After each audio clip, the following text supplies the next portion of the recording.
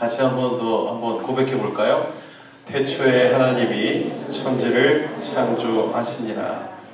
교회를 다니던 안 다니던, 심지어는 주일에 주님에게 가지 않고 스님에게 가시는 분들조차도 다 알고 있다고 하는 말씀이 바로 창세기 1장 1절입니다. 이것만 알면 됩니다. 그런데 누구나 암송하는 이 구절 2절도 한번 외워볼까요? 시작. 그리고 아무 말이 없었더라. 네. 2절은 그리고 아무 말이 없더라. 어떤 사람은 성경이 한 절밖에 없니? 이렇게 말하는 사람이죠. 땅이 혼돈하고 흑암이 깊음 위에 있고 하나님의 신이 수면 위에 운행하셨다가 2절인데요. 우리는 1절만 합니다. 과연 이 1절 말씀 안에 어떤 비밀이 숨어 있을까요? 처음에 등장하는 단어가 태초이고 그 다음에 등장하는 단어가 하나님입니다. 사람들은 시작이 먼저 있었고 하나님이 그 다음에 나타난 줄로 아는 사람도 있는데 아닙니다. 하나님이 먼저 있고 그 다음에 시작이 있었습니다. 하나님이 먼저 계셨습니다. 하나님이 있어야 시작이 있습니다. 하나님이 없으면 시작도 없습니다. 하나님이 그 어떤 것보다, 그 무엇보다, 그 어느 순간보다 먼저 계시기 때문입니다. 우리도 마찬가지입니다. 무언가를 시작하기 전에 하나님이 먼저 계셔야 됩니다. 그래서 모이고, 그래서 회의하고, 그래서 의논하고, 그래서 또 수정하고, 그래서 또 기도하는 겁니다. 하나님이 시작보다 먼저 계셔야 하기 때문에. 두 번째, 이 하나님은 과연 누구일까요? 옛날에 서점에 하나님을 좀 불편해하는 사람들의 책들이 꽂혀 있었는데 거기에 보면 이런 글이 써있던 게 기억이 나요. 야, 하나님은 한 분이라며? 그런데 왜 창세기에 우리라는 단어가 나오냐? 너네는 알고 있어? 이런 식으로 써놓은 책들이에요. 불편하다는 거죠, 기독교가. 그 당시 중학생이었던 저는 뜨끔하고 당황하고 답을 할 수가 없었습니다. 여러분들에게도 한번 질문해 봅니다. 하나님은 몇 분이신가요? 하나님은 몇 분입니까? 지금 대답을 사실은 하고 계시는 거예요. 말은 안 하지만 전 세계적으로 말을 안 하는 민족이 세 민족이 있는데 일본과 한국과 또 하나 어디더라? 아무튼 여기가 만약에 베트남이었으면 내가 얘기하겠다. 와그라워라. 여기가 몽골이었습니다. 내가 얘기하겠다. 근데 다 틀린 대답하는데 정답을 아는데 말하지 않는 민족이 대한민국 민족입니다. 여러분 답하셨어요. 한 분이라고 말이죠. 들으라 이스라엘아, 우리 하나님 한 분이시다. 하나님은 한 분이시다. 그런데 그 이상은 또 대답하지 못합니다. 하나님은 과연 몇 분일까요? 하나님이 정말 한 분일까요? 한 명일까요? 헷갈리죠. 성경은 왜 우리를 헷갈리게 하는가? 헷갈리라고 쓰신 책이 성경입니다. 공부하라고 말이죠. 질문하고 계시는 거예요. 우리가 읽은 이 성경책은 한국말입니다. 이 말은 원래 중국말이었고 이 중국말은 또 외국 선교사들에 의하여 영어에서 번역되었어요. 그러니까 한 수천 년 전을 돌아가 몇 나라를 거쳐 대륙으로 과거로의 여행을 좀 해야 할 필요가 있습니다. 그래서 모세가 죽기 전에 기록한 5권의 책 중에 첫 번째 책인 이 창세기의 첫 글자에 넣었던 하나님은 그 사람들이 썼던 옛날 히브리 말로 뭐라고 썼을지를 알아야 되는 거죠. 그게 지금은 밝혀졌습니다. 뭐냐면 태초에 하나님들께서 라고 기록되어 있어요. 목사님 평생 하나님 한 분뿐이라고 알고 살아왔는데 우리가 속았던 겁니까? 다신교입니까? 여러 명이었던 겁니까? 도대체 뭡니까? 그러나 분명하게도 모세는 저 하나님을 단수로 쓰지 않고 복수로 썼습니다. 이게 뭘 말하는 걸까요? 분명히 하나님은 세 분이 존재하시는데 그 세 분이 나뉘어질 수도 없고 분리된 적도 없는 완벽한 한 분이시기 때문에 그 한 분 하나님을 여호와라고 썼던 거예요. 이게 우리나라에 와서 천주교에서는 하늘 위에 계신 분이니까, 하늘보다 높은 분이니까, 또 하늘의 주인이니까 하늘님이라고 하는 게 맞다. 근데 발음하기 어려우니까 리을 탈락해서 하느님이라고 하고 있는 중이신데, 개신교는 하나님이라고 한 게 한 명이어서 하나님이었는지 우리도 스스로 헷갈리면서 지금까지 살아왔지만, 사실은 더 명확한 표현을 하고 있었던 거죠. 지금 제 말이 이해가 되십니까, 여러분? 네. 저도 지금 헷갈리려고 하고 있는데, 이걸 설명할 수 있는 지구상의 유일한 단어가 있는데 그게 신비입니다. 미스테리우스. 신비롭다. 이거 외에는 설명할 길이 없습니다. 어떤 사람은 이렇게 얘기했어요. 우리 아빠는요, 교회에 가면 목사님이고요, 학교에 가면 교수님인데 집에 오면 아빠래요. 그래서 삼위일체라고 얘기한 적이 있어요. 이건 아닙니다. 이건 역할이 여러 개라는 거예요. 아니에요. 한 명이 이 모양 저 모양이었다는 거예요. 어떤 사람은 또 이렇게 얘기합니다. 구약은 하나님이고 신약은 예수님이고 지금은 성령이야. 이렇게 말하는 사람들이 있어요. 그 사람들을 우리가 뭐라고 말합니까? 이단이라고 말하는 거예요. 그러면 뭡니까? 하나님은 태초 이전부터 세 분이 함께 계셨는데 한 번도 나뉘어진 적이 없고 분리된 적이 없는 완벽한 하나를 이루고 계셨다. 이걸 뭐라고 설명하기도 우리도 지혜가 딸리고 배운 것도 모자라고 나도 설명이 안 되고 뭔지 모르겠지만 알 것도 같고 모르겠던가. 그래서 신비롭다 이렇게 말하는 거예요. 그럼에도 불구하고 뭐라고는 말해야 되니까 쓴 어려운 사자성어가 있죠. 옛날 주점에 가면 봤던 안주일체와 비슷한 삼위일체가 바로 그걸 설명합니다. 세 분의 각각 존재하시던 분들인데 서로의 하는 역할은 달랐지만 완벽한 하나를 이루고 있다. 그래서 아들은 예수님밖에 없으시고 아버지는 하나님밖에 없으시고, 하나님 아들은 예수님이요 그 아들의 아버지는 하나님인 역할이 다른데 완벽한 하나를 이루고 있다. 저는 가끔 이걸 공동체에서 봅니다. 어떤 공동체에 부부 두 분이 나타나셨는데 하는 거나 말하는 거나 먹는 거나 너무 똑같은 거예요. 그때 옆에 있던 집사님들이 아이고 누가 부부가 아닐까봐 되게 똑같네, 지들이 똑같아. 삼위일체가 여기에 있구나. 완전히 다른 개체지만 너무나도 하나가 되어 있는 모습. 도대체 이게 무슨 말일까요? 왜 하나님이 세 분이셔야만 했을까요? 여기서 우리는 이 하나님을 공동체의 하나님으로 만나게 됩니다. 혼자 있지 않았다는 거예요. 같이 있었다. 그래서 우리가 믿는 하나님은 공동체의 하나님. 그래서 오늘의 교회의 평생의 슬로건이 예배 공동체, 선교 공동체, 성령 공동체라고 말이죠. 그래서 영어 이름도 그냥 온누리 철치가 아니고 중간에 커뮤니티가 들어갑니다.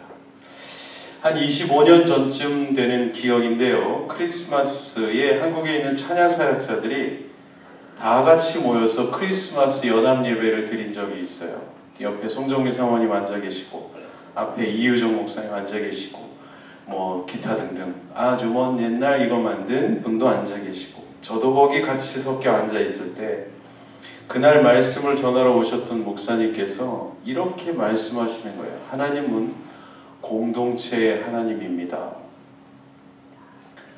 제가 그 설교를 들을 때 크리스마스에 웬 예수 탄생 얘기를 안 하고 저런 얘기를 하시지? 이러면서 갸우뚱하면서 듣다가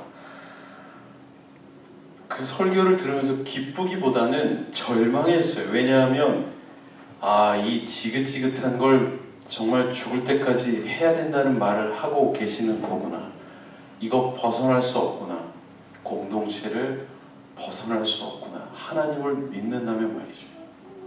하나님이 공동체로 존재하시기 때문에 우리도 공동체로 존재할 수밖에 없는, 바뀌지 않는 삶으로 들어오게 된 겁니다. 저는 힘겨웠던 인물들 다 지나가고 별 수 없는 거구나. 공동체에 하나님을 믿으니 공동체에 있어야 하고, 공동체에 있자니 갈등이 있고, 갈등이 있으니 하나님께 나아가고, 이런 일들이 반복되어 온 저의 짧은 신앙생활이 기억이 난 겁니다. 그때마다 하나님은 공동체를 배우게 하셨어요. 같이 있는 법을요.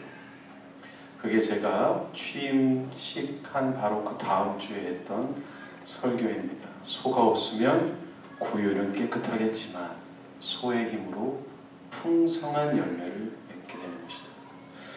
태초에 하나님이 천지를 창조하시니라. 창조는 공동체가 우선이었습니다. 하나님이 혼자 하신 게 아니었다는 겁니다. 정확히는 세 분 하나님이 천지를 창조하시니라. 그래서 창세기 1장 1절을 재번역으로, 내가복음으로 다시 한번 풀어봤어요. 이렇게 가능하더라고요. 태초에 하나님이 천지를 창조하시니라를 제가 묵상한 것으로 바꾸어서 표현한다면, 처음에 우리가 이 세상을 같이 만들었다, 이렇게 시작하는 거죠. 즉, 무언가 창조되려면, 무언가 만들어지려면 함께 있어야 한다는 겁니다. 내 삶이 새로워지길 원하면 함께 있어야 합니다.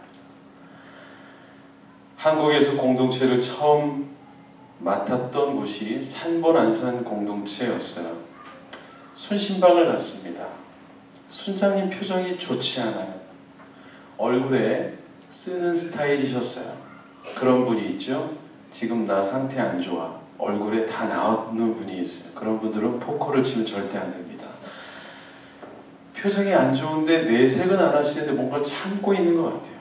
모른 척하고 들어가서 다른 손식구를 기다리는데, 잠시 후에 젊은 부부가 아기를 안고 들어왔는데 이 둘의 얼굴이 너무 또 지쳐 보입니다.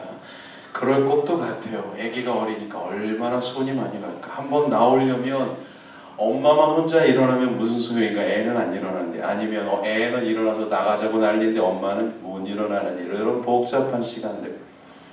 잠시 후에 나이 드신 권사님 부부 두 분이 들어왔는데 이분들도 표정이 안 좋습니다. 나눔의 시간이 됐어요. 순장님이 먼저 실토했습니다. 사실은 오늘 순예배 준비하면서 아내하고 부부싸움을 했습니다. 어쩔 수 없이 여러분이 오시는데 안 한다고 할 수 없잖아요. 순장인데. 게다가 오늘 목사님 온다는데 표정이 그랬던 거예요. 그랬더니 젊은 부부 하는 말, 어머 우리도 오늘 오면서 싸웠는데 하는 거예요. 그 얘기를 들은 마지막 나이가 드신 어르신 권사님, 집사님 부부가 허허허 하고 웃으시더니, 사실은 오늘도 우리 싸우고 왔습니다. 저만 안 싸웠어요 그날.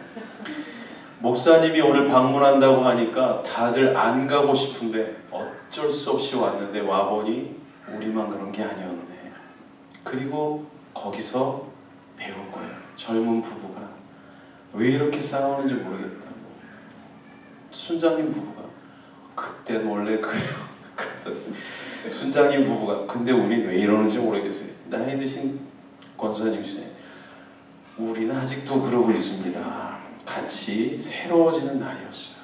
그날이 그 순장님 부부에게는 참 오래된 추억 같은 일이 되었죠. 나이 드신 권사님 부부에게도 이 젊은 부부가 다투는 모습이 자기들에게 오래전 기억을 떠올리게 했던 거예요. 다 그렇게 살아가는 거야. 말해줄 수 있는 분이 있었습니다. 그날 다 상황이 안 좋았는데 모임은 너무 훈훈했어요. 다 새로워지는 날이었죠. 창세기 1장 1절을 다시 보십시오. 평생 의미 없이 감각 없이 외웠던 이 말씀 다시 본다면 말이죠. 우리는 함께 있었습니다. 그리고 우리가 함께 무언가를 시작했습니다. 우리가 이 세상을 만들었습니다. 이렇게 쓸 수 있지 않을까요? 샌디에고 온누리교회 지난 15년여간 많은 사람들이 다녀갔고 스쳐갔습니다. 짧게 길게 자발적으로 비자발적으로 또 여러 명의 목사님들이 왔다 가셨습니다. 뭘 또 새로 하려는 건가? 저 새로운 목사가 새로 하려는 게 없습니다. 창세기로 돌아가자고 하는 겁니다. 왜냐하면 거기가 우리의 시작이기 때문이죠. 그 처음에는 하나님이 계셨고 그 처음에는 하나님이 혼자 계시지 않고 함께 계셨습니다. 그 처음은 하나님께서 이 세상을 만드셨을 때의 처음이요, 함께 있었기에 가능했던 새로운 무언가의 시작이었죠. 함께하는 그 능력, 함께하는 그 힘을 다시 한번 새롭게 배워보자고 하는 겁니다. 그 시간으로 돌아가자고 하는 겁니다. 오늘 제가 함께 기도한 뒤에 올 한 해 새로울 수도 있고 오랜만에 다시 찾아오는 것 같을 수도 있는 어떤 발표들이 여러분에게 있을 겁니다. 우리 교회 전 성도님들이 다 오신 건 아니지만 어떤 분들에게는 반갑기도 할 수도 있고 어떤 분들에게는 당황스러울 수도 있는 그런 발표일 수도 있겠습니다. 그러나 우리 기억하면 좋겠습니다. 우리는 저 아름다웠던 창조 그 뒤에, 타락하고 난 뒤에 태어난 사람들입니다. 부족합니다. 연약합니다. 여전히 더럽습니다. 예수 그리스도의 은혜로 구원받았고 천국행 티켓은 거머쥐었지만 여전히 흙먼지와 더러운 상황 속에 버거운 삶을 살고 있는 사람들이죠. 그렇기 때문에 깨끗했던 저 처음, 저 첫 시작으로 가는 노력이 서로에게 필요합니다. 오늘 저는 지난 몇 주간 순장님들과 팀장님들과 비전위원분들과 여러 차례 만났습니다. 죄송하리 많지 여러 번 만나자고 했습니다. 만나서 이야기 나눴고 들었고 저도 제 의견을 이야기하고 같이 기도하고 같이 교회를 위해 무언가를 함께 논의했습니다. 그리고 내린 오늘까지의 결론을 여러분과 함께 나누고자 합니다. 오늘 순개편이 있을 겁니다. 향후 순개편은 또 2년마다 정기적으로 이루어질 겁니다. 작은 공동체이지만 또 아는 사람만 알고 뒤통수만 보며 살아온 시간들일 수도 있겠죠.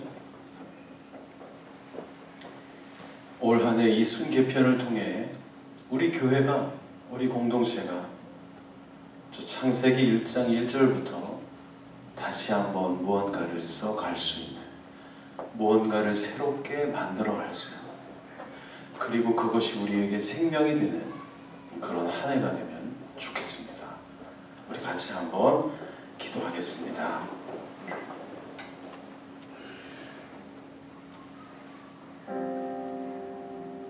우리 함께 기도할 때 하나님, 우리 샌디에고 온누리 공동체를 창세기 1장 1절에 하나님이 함께 계심으로 무언가를 시작하고자 하셨던 그 영광스러운 순간으로 다시 한번 초대하여 주옵소서.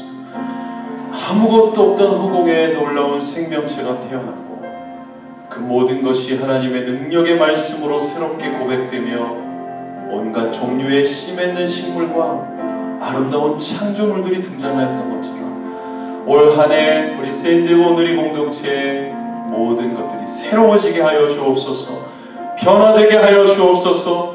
나에게도 새로운 시작이 되게 하여 주옵소서. 우리 같이 한번 기도하며 나아가겠습니다. 살아계신 하나님, 하나님의 은혜가 우리 가운데 역사하시는 줄을 믿습니다. 창조의 하나님, 창세기의 하나님, 공동체를 탄생하게 하신 하나님, 새로운 역사를 만드신 하나님, 우리 개인에게뿐만 아니라 새롭게 편성된 우리 순과 시작하는 우리 공동체와 새로운 사역과 새로운 모든 목회 계획 가운데 하나님의 은혜가 함께 하셔서 우리의 인생이 새로워지고 우리의 가족이 새로워지고 우리의 손이 새로워지며 우리 교회가 정말 새로워지게 하여 주옵소서.